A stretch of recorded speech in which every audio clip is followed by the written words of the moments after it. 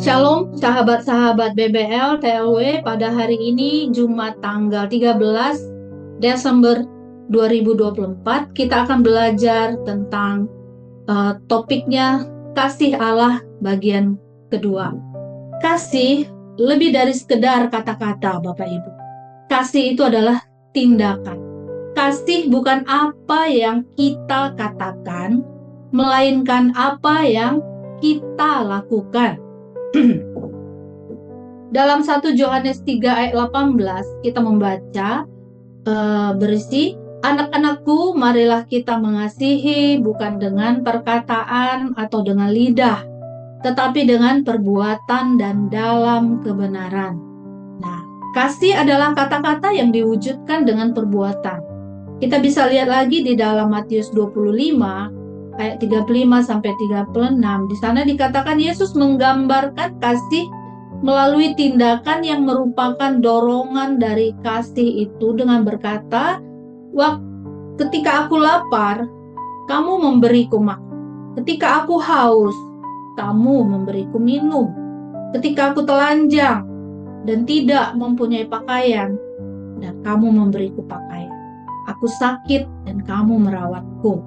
Nah, di ayat 40, Tuhan Yesus berkata, dengan melakukan hal ini, pada saudara-saudaraku yang paling tidak berarti, kamu melakukannya untukku.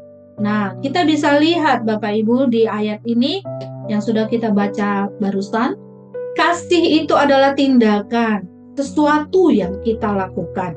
Ibrani 6 ayat 10 juga Yesus berkata dalam firman-Nya, ini ditulis oleh Paulus ya, kitab Ibrani, sebab Allah bukan tidak adil sehingga ia lupa akan pekerjaan dan kasih-Mu yang kamu tunjukkan terhadap namanya oleh pelayanan kamu kepada orang-orang kudus yang masih kamu lakukan sampai sekarang.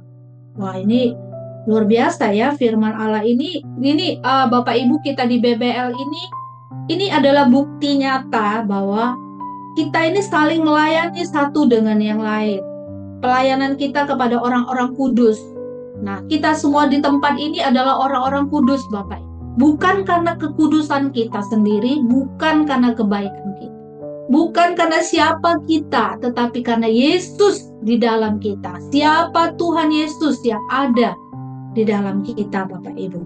Jadi, yang kita lakukan sampai hari ini tanggal 13 Desember 2024, kita bersyukur di BBL TLW ini kita sama seperti yang sudah kita sharingkan, yang tadi sudah diperbincangkan, bahwa kita ini semua saling melayani, saling diajari firman Tuhan, bertumbuh dalam Tuhan.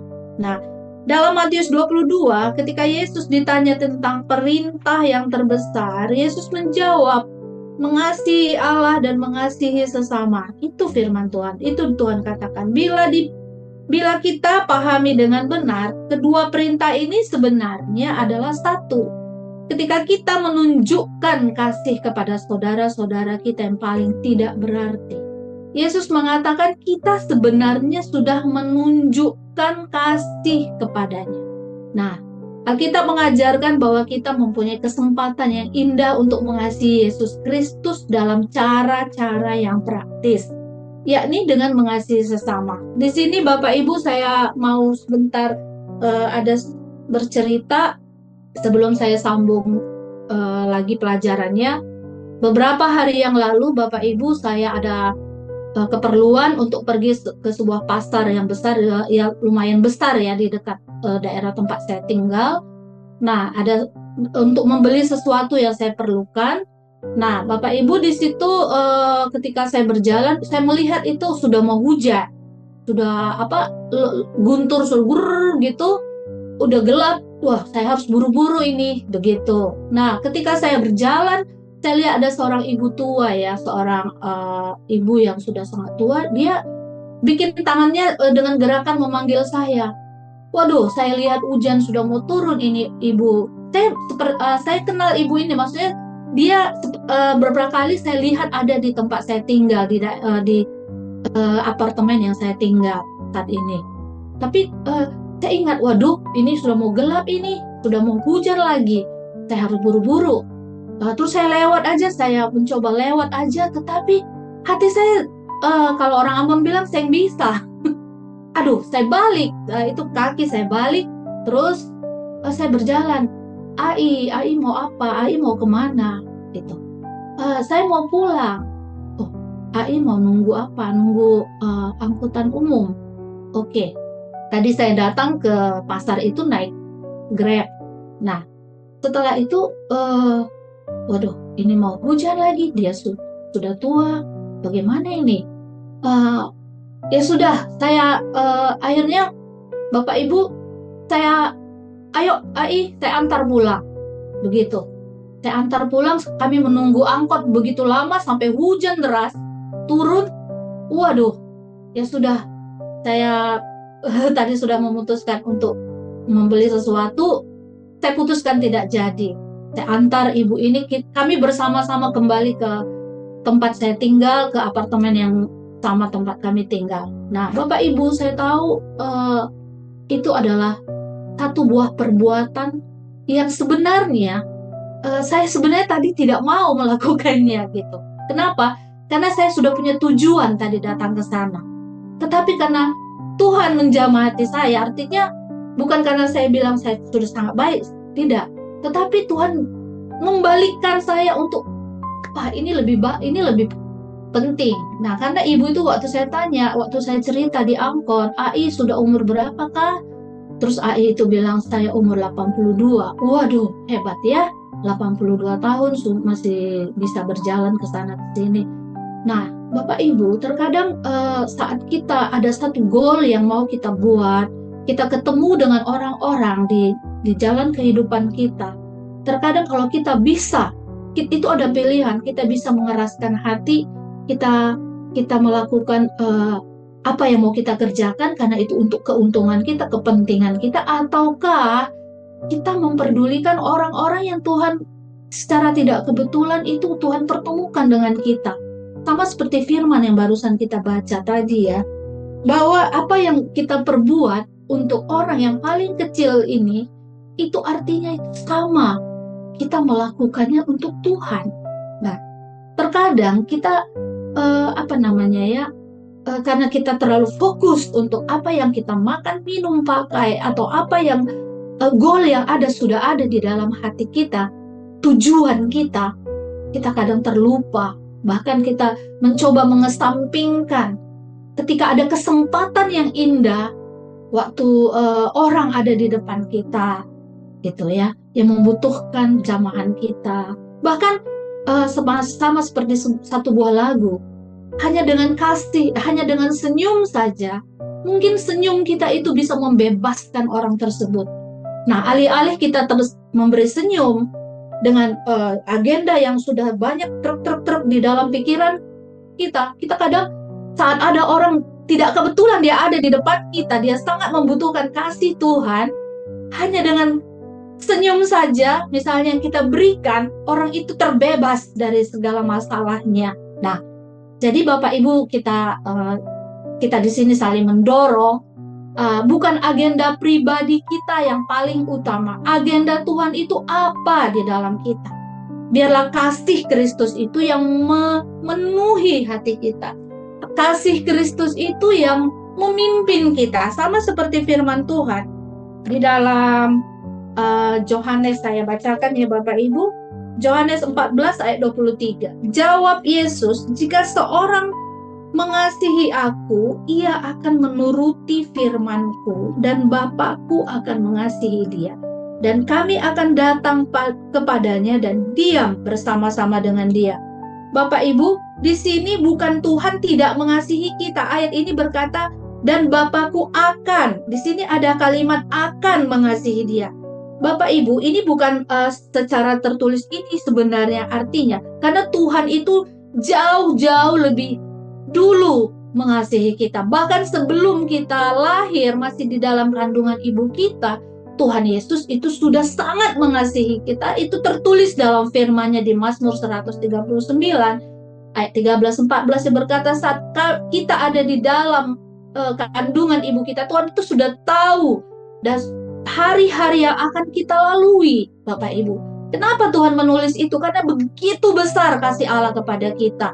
Bukti dari kasih Allah yang begitu besar kepada kita itu nampak di ayat 3, di Yohanes 3 ayat 16. Karena begitu besar kasih Allah akan dunia ini, akan kita semua, akan Bapak Ibu, teman-teman semua dan saya.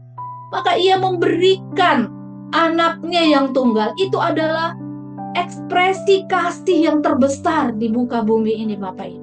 Ekspresi kasih yang sangat-sangat nyata bagi kita, yaitu kasihnya Bapa kepada kita. Dia berikan Yesus kepada kita. Bahkan Yesus sendiri pun ternyata bukti kasihnya kepada kita. Ketika kapan, Bapak Ibu? Yang paling besar, ketika Dia mati di atas kayu salib. Dia bisa, Tuhan Yesus itu ada pilihan. Sebenarnya Dia bisa menolak apa yang Bapa sudah suruh. Dia bisa menolak karena ada free will-nya juga. Artinya Dia punya kehendak bebas juga untuk menolak.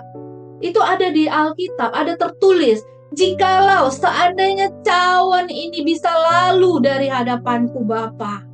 Nah, itu berarti ada pilihan, Bapak Ibu, teman-teman. Tetapi apa yang Tuhan Yesus lakukan? Dia memilih untuk mati. Dia memilih untuk terluka. Dia memilih untuk mengambil semua dosa kita. Dia nggak tahan melihat manusia ini jatuh ke dalam dosa dan dihukum masuk ke neraka untuk selama-lamanya. Bapak Ibu, ini adalah bukti kasih yang begitu besar.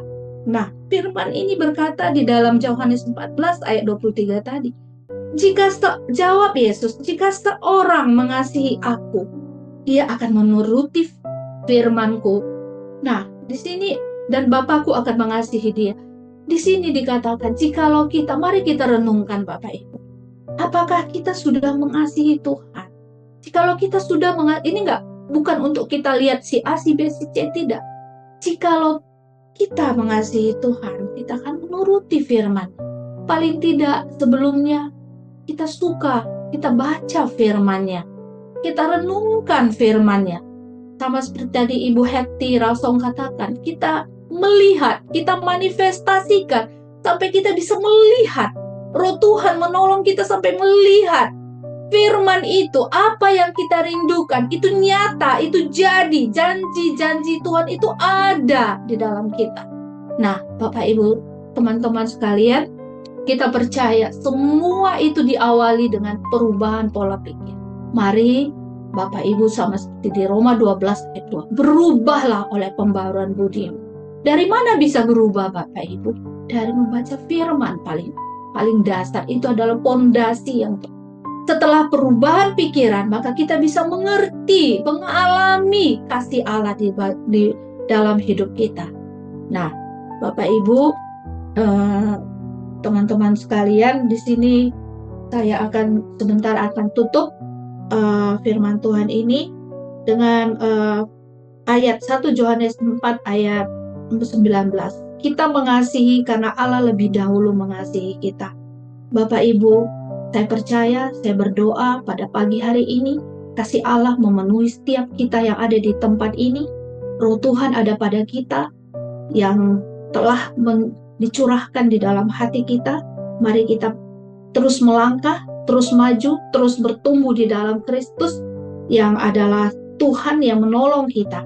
Di dalam nama Yesus saya berdoa, Bapa, terima kasih Tuhan buat pelajaran hari ini. Sungguh hari ini Tuhan luar biasa, kasih-Mu telah Kau curahkan begitu lebih lagi pengertian, hikmat, pengenalan akan Tuhan dalam hidup kami, atas seluruh kami anak-anak-Mu di BBLTLW ini. Di dalam nama Yesus, demikianlah pelajaran kita pada pagi hari ini. Sampai jumpa lagi hari Senin, Bapak Ibu. Tuhan Yesus memberkati.